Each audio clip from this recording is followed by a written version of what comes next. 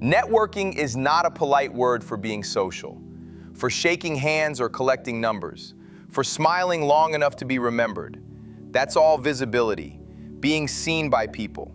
And visibility is what you chase when you are not yet needed. No, my friends, real networking is not built with friendliness. It is built with leverage, with position, with scarcity. Because in the real world, the only connection that lasts is the connection that carries a cost if it breaks. This is how the rich do it. This is how the powerful do it. And if you want to be amongst them, then you need to adopt it as well. See, if your plan is to build a network, but you are still harmless, if your presence does not change outcome, if your absence does not create friction, then what you are building is not a network. It is a list of people who will forget you the moment the room changes. See, a network is the blood supply of your empire. Would you be passive about your blood? Would you be forgiving to people who cut you open? Would you be relaxed about its condition?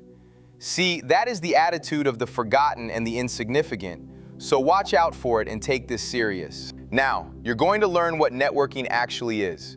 Not the social media version, not the motivational speaker version, the real version. And by the end, you'll understand one brutal truth. You don't build a network by meeting people. You build a network by becoming a node they cannot bypass. Stay with me, because the moment you understand this, the way you walk into rooms will change.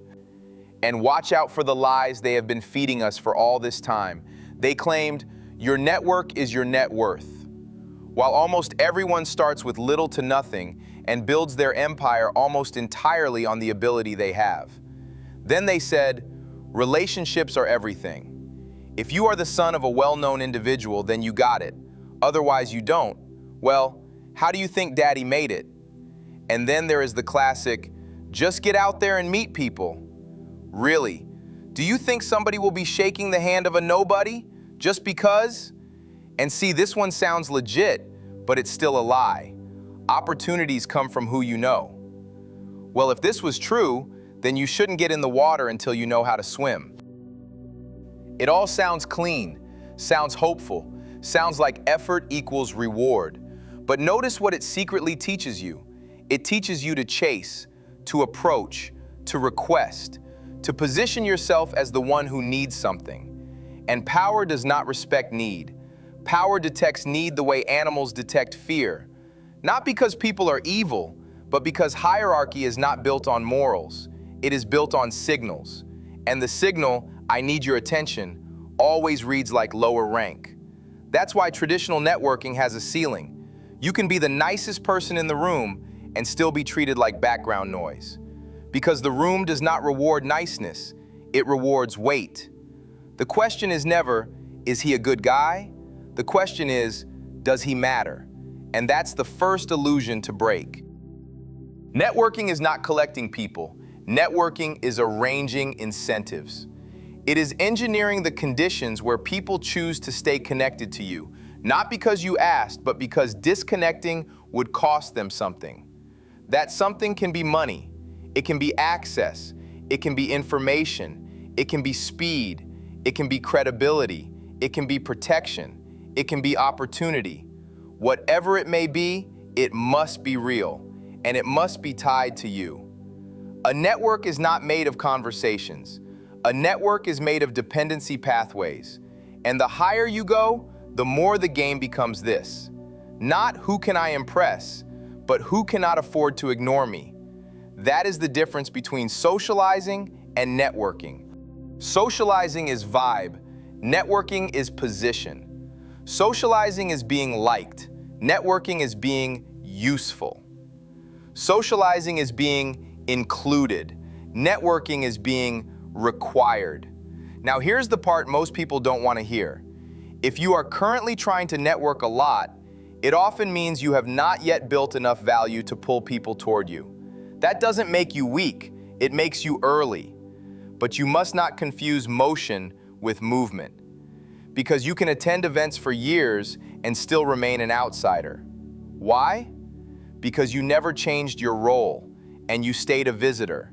And visitors can be welcomed without ever being respected. So let's define the real objective. Your objective is not to build a network. Your objective is to become a gate between people and what they want, a gate that makes you relevant even when you are silent. And once you become that gate, your network starts building itself.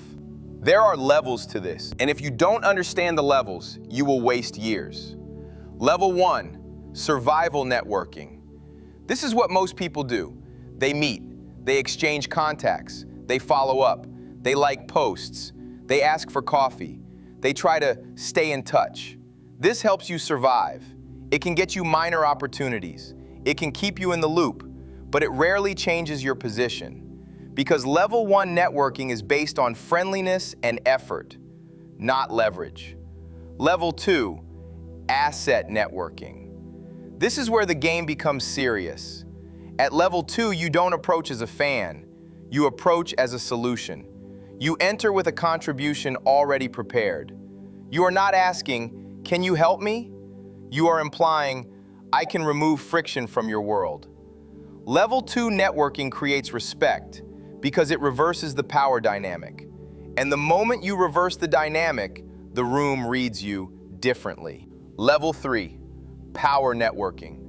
This is where few people ever arrive. At level 3, you are no longer connecting, you are selecting. You don't seek access, you manage it. You don't chase meetings, you decide who gets time. You don't explain, you signal. And the network becomes an extension of your influence. Most people die at level 1. Some graduate to level 2. Very few live at level 3. Your goal is to build the path from level 1 to level 3, deliberately. And that requires laws. Not tips, not motivation, laws. Because power is predictable, it repeats. So now I'm going to give you the laws of building a network that actually holds. And this is the real laws of networking, and I promise you, they will be the last laws you will need to implement to construct an indestructible networking ability that will stand the test of time. This is why you hear the rich and the powerful say, "I can start from a scratch and make $1 million in a month." All right, law 1, never approach as a request, approach as a correction. If your first move is, "Can I have a moment?" you already lost, because you framed yourself as interruption. Instead, your first move must be framed as correction. I noticed something in your system that's costing you time. I have a short insight that could save you money. I saw a pattern in your market that you might want to know. The key is simple. High-status people don't respond to need. They respond to usefulness. Not usefulness in theory, usefulness that is immediate and specific. So do not approach with biography. Approach with impact. If you can't do that yet, you are not ready to network upward. You need to build more value first. Law 2, your value must be portable. Many people think they have value because they work hard, but hard work that cannot travel is not value, it is labor. Portable value is something you can bring into a room and place on a table. A result, a skill, a connection, a resource, a solution. If you can't clearly say what you bring, you will be treated like someone who brings nothing. And the room is ruthless about this. So ask yourself, if you were removed from your job tomorrow, what would still be yours? Your skill set, your reputation, your insights, your access? If the answer is nothing, you don't need networking. You need construction. You need to build yourself into an asset first. Law 3, do not try to be known, try to be placed. This is where most people get it wrong. They want attention. They want to be remembered. But being remembered is not the goal. Being placed is the goal. Placed means people know exactly what you are for. He's the guy who can solve this. She's the person who can unlock that. That's the one you call when this happens. When you are placed, the network becomes functional. When you are merely known, you are entertainment. So do not build a personal brand first, build a function. A function is what makes you permanent. Law 4, speak less than your position requires.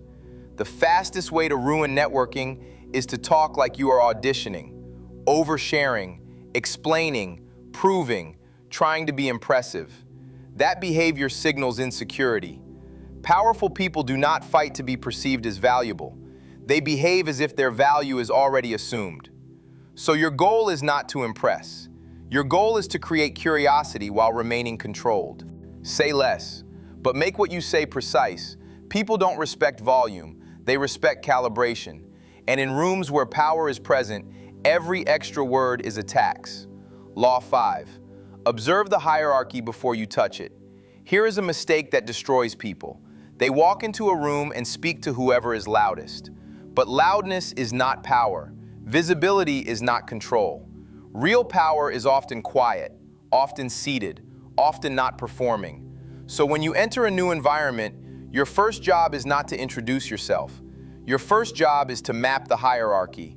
Who do people defer to without noticing? Who speaks and others fall silent? Who gets interrupted and who never does? Who can change the topic with one sentence? Your eyes must work before your mouth does. This alone will separate you from 90% of people. Because most people enter rooms like tourists, you must enter like a strategist. Law 6. The real network is built outside the conversation. What you say in a conversation matters far less than what you follow through on afterward. A network is not built by great chats. It is built by outcomes. If you promise something, deliver fast. If you offer help, make it concrete. If you say you'll connect two people, do it cleanly. Speed is a signal. Execution is a signal. Reliability is a signal. And signals build reputation. A reputation is the backbone of a network because people don't connect to your personality, they connect to your predictability. Law 7. Do not follow up like a fan, follow up like a peer. Most follow-ups sound like this: great to meet you, let's grab coffee sometime. That's a weak follow-up. It's vague, it's needy, it requires them to do the work. A strong follow-up sounds like a peer managing a sequence. Good meeting you. Here are the 2 ideas we discussed. If useful, I can send you a short version of the framework. Or, I did what I said I'd do. Here's the result. If you want to push this further, I can outline the next step. Notice the difference. You are not asking for time. You are delivering value and offering a next move. You are making it easy to say yes. Law 8. Build sideways before you build upward. Everyone wants the powerful contact, but you can't skip the ladder. The strongest networks are built sideways first, with people rising at the same speed as you. Because when you grow, they grow. And when they grow, they remember who was there early. This is how real influence is built, through shared ascent. If you only chase upward, you become a petitioner. But if you build sideways, you become a founding member of a future circle. So stop ignoring the people around you who are building quietly. That colleague, that friend, that person starting something small. One day they won't be small. And the network you build now becomes your future advantage. Law 9. Never be the most available person in the room. Availability signals surplus. If you are always available, your time has no cost. And if your time has no cost, people treat it like a free sample. So do not respond instantly to everything. Do not act hungry for connection. Do not overinvest. Be present, be respectful, but maintain boundaries. The network must feel that access to you is managed, not because you are arrogant, but because you are building scarcity. Scarcity is not a trick, it is a structure. And structure is what makes people take you seriously. Law 10. Your network is only as strong as your ability to connect others. Here is one of the most overlooked power moves. Stop trying to be connected. Start becoming a connector. When you connect two people and it benefits them, you become a node in their success. And people protect the nodes that help them win. This is how you become central without begging to be included. But it must be done intelligently. Do not introduce people casually. Introduce people with intention. This person solves your problem. This person is building what you're looking for. This person can move this forward. Make your introductions precise and valuable. Every good introduction increases your perceived power. Law 11. Never reveal your full depth in the first encounter. This is critical. If you show everything you are in the first meeting, you remove mystery. And when mystery disappears, attention fades. So don't unload your life story. Don't list your achievements. Don't try to prove your intelligence. Reveal enough to be placed. Hold back enough to be respected. You are not trying to be understood quickly. You are trying to be taken seriously slowly. That slow reveal creates longevity in attention, and attention is a currency. Law 12. Do not build your network in public. Build it in corridors. Public rooms are noisy. Everyone performs. Everyone smiles. Everyone exchanges. But real alliances are formed in corridors. After the meeting, after the event, in small side conversations, in follow-up actions. Because corridors are where people stop acting. And when people stop acting, you see their real motives. So don't chase the stage, chase the edges. That's where the real network is formed. Law 13, the final test. Your absence must create a problem. This is the confirmation law. If you want to know whether you have a real network, ask one question. If I disappear from this environment, what breaks? Do projects stall? Do people lose access? Do decisions slow down? Does information stop flowing? Does money stop moving? If nothing breaks, you don't have a network. You have acquaintances, and acquaintances will not protect you when the climate changes. This is not cynical. This is accurate. People don't stay loyal to who you are. They stay loyal to what you represent. So represent something powerful. Now let's talk about how to build your network, step by step, without looking desperate. Now we go practical. But understand, these steps only work if you keep the laws. If you do the steps with a weak frame, you will look like everyone else, and everyone else is invisible. Step 1, choose your arena. Networking is contextual. A network is not the whole world. It is a system inside a domain. So your first move is to choose the arena you want to dominate. An industry, a craft, a niche, a community. If you try to network everywhere, you will be known nowhere. Choose one arena and build density. Density means repeated relevance in one place. That is how reputations are born. Step 2, build a visible asset inside that arena. If you want a network, create something that forces interaction. A project, a result, a channel, a skill demonstration, a portfolio, a small business, a service, something real that people can point to. Because nothing attracts high-quality connections like proof. Proof does the work that your mouth should never do. You should not be explaining your value. Your work should be broadcasting it. When your work speaks, your networking becomes effortless. Step 3, identify the 4 categories of people you need. A real network is not random, it is engineered. You need 4 categories. 1, peers, people rising beside you. 2, anchors, people above you with influence.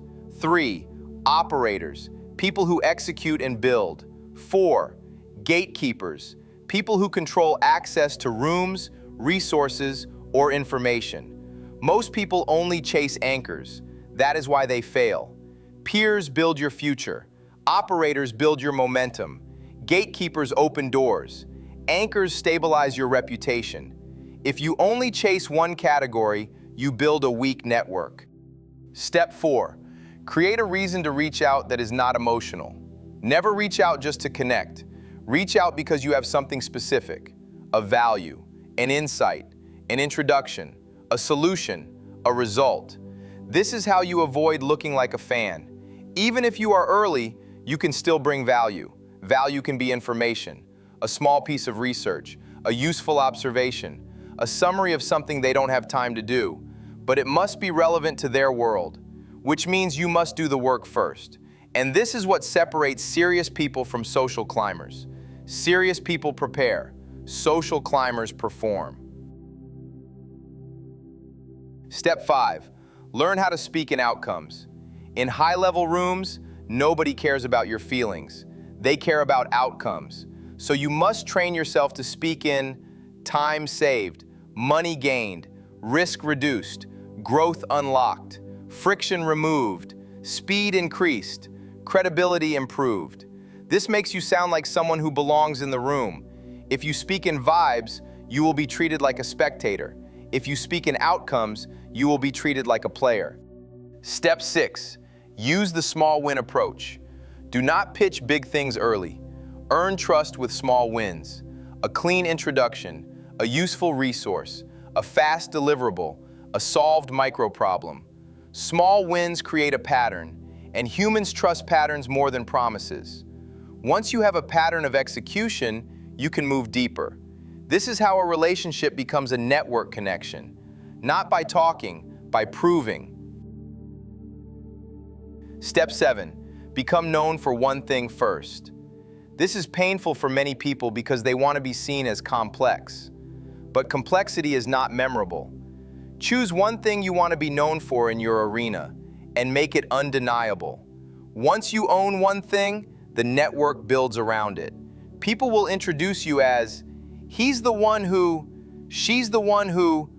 That sentence is power, but you only earn it by repetition and results. Now, keep in mind the hidden mechanics, how rooms actually decide your value. Let me tell you something most people don't realize. When you walk into a room, nobody is asking, do I like him? They are asking, is he safe? Is he useful? Is he connected? Is he expensive to disrespect? And they decide this before you finish your first sentence. That's why networking fails for so many people. They think they are being evaluated on personality. They're being evaluated on signal, your posture, your calm, your timing, your restraint, your focus, your lack of thirst. These things tell the room whether you have status, even before you prove anything. And this is why you must stop trying. Trying is visible. Trying looks like hunger, and hunger makes people step back. So the paradox is this: the more you chase connection, the less connection respects you. The more you build yourself, the more connection comes to you. Networking is a reward for construction, not a substitute for it. Part 6, a true story so you can feel the mechanics. I had a friend, not rich, not famous, nothing dramatic, but he understood one thing most people never learn. He never walked into rooms to be liked. He walked into rooms to place himself. He would sit back, watch, listen, and then speak once. And when he spoke, it was always something that moved the conversation forward. Not a joke, not a story, a correction, a useful insight, a clean observation. Then he would leave early. No overstaying, no desperate lingering. At first, people thought he was quiet. Then something strange happened. People started asking, "Where's that guy? What does he think? Can you bring him in?" Why? Because his presence created impact, and his absence created curiosity. He didn't network like a social person. He networked like a strategist. And over time, people didn't just know him, they placed him. They associated him with value. That's the entire game. Be the person whose presence changes something. Now, this guy is a multi-millionaire, self-made, no heritage. Last I checked, he was worth $123 million. Let's talk about the mistakes that destroy networks and make you look weak. Mistake 1, overexposure. You meet someone once and then flood them with messages. You comment on everything. You react to every post. You keep showing up. That doesn't build connection. That builds irritation. Control your exposure. Scarcity creates respect. Overexposure creates contempt. Mistake 2, talking too much about yourself. This is the fastest way to become forgettable. When you talk too much, you signal you are trying to establish your worth. But worth is never established by speech. Worth is established by outcomes and calm certainty. If you want to stand out, ask sharp questions. Let them talk. Most people love the person who gives them space to feel important. Then later, you deliver something useful. That combination is deadly. Mistake 3, asking for mentorship too early.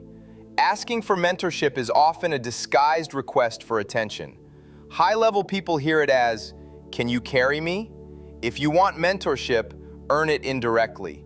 Deliver value, solve a small problem, reduce friction. Then mentorship happens naturally because they want you closer. Power pulls what benefits it. Mistake 4, treating networking like morality. Networking is not morality. It's not about being a good person and expecting reward. It is about understanding incentives. If you don't understand incentives, you will constantly feel betrayed because you will expect loyalty from people who were only present for convenience. That's not evil, that's human. So stop building expectations, build structure. Structure is what creates durability. So the network you actually want, a circle, not a crowd. Here is the harsh truth. A crowd is not a network. A crowd is noise. The network you want is not wide. It's deep and precise. You want a circle where people vouch for you when you aren't there. Doors open because your name carries weight. Opportunities reach you without begging. Your absence is noticed. Your presence is respected.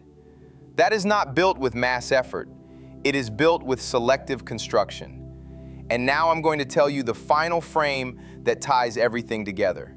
Because if you remember nothing else, remember this. You don't build a network by being social. You build a network by becoming an advantage. People align with advantage. People protect advantage. People invest in advantage. So become the advantage. And the moment you do, you will stop chasing rooms, because rooms will start chasing you. Now to your 30-day execution plan, the disciplined version. If you want this to be real, you need a plan that forces results. Here is a 30-day framework, not for hype, for transformation. Days 1 to 7, build your portable value statement. Write one sentence.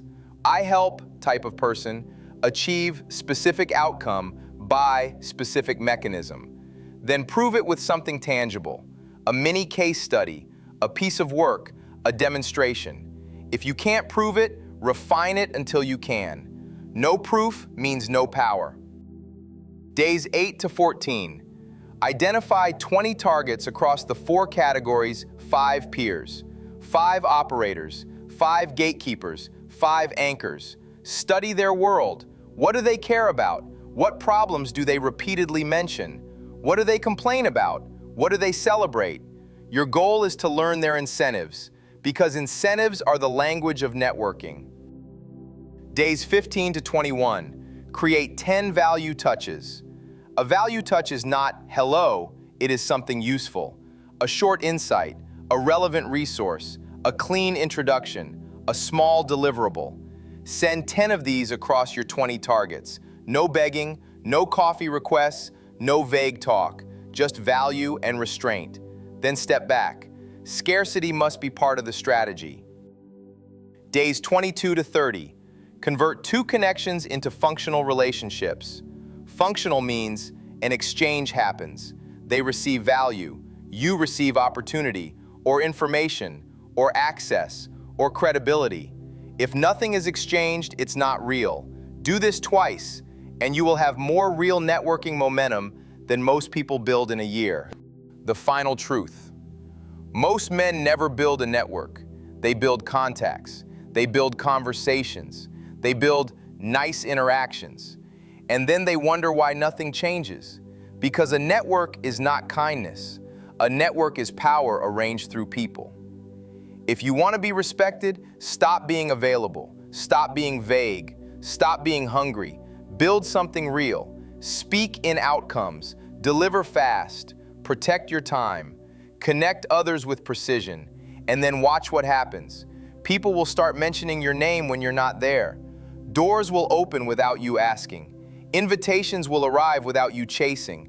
Not because you begged, but because you became useful. Because in every room, in every hierarchy, in every industry, the same law applies. People do not connect to who you are. They connect to what you represent. So represent something valuable, and your network will stop being something you build and start being something that forms around you. Now here's the question you should sit with tonight. If you disappeared for 30 days, what breaks? If the answer is nothing, then you know what you must do next. Build weight, then build the network, in that order, always. Support the channel with a like, comment, and of course subscribe. And we will see you on the next video.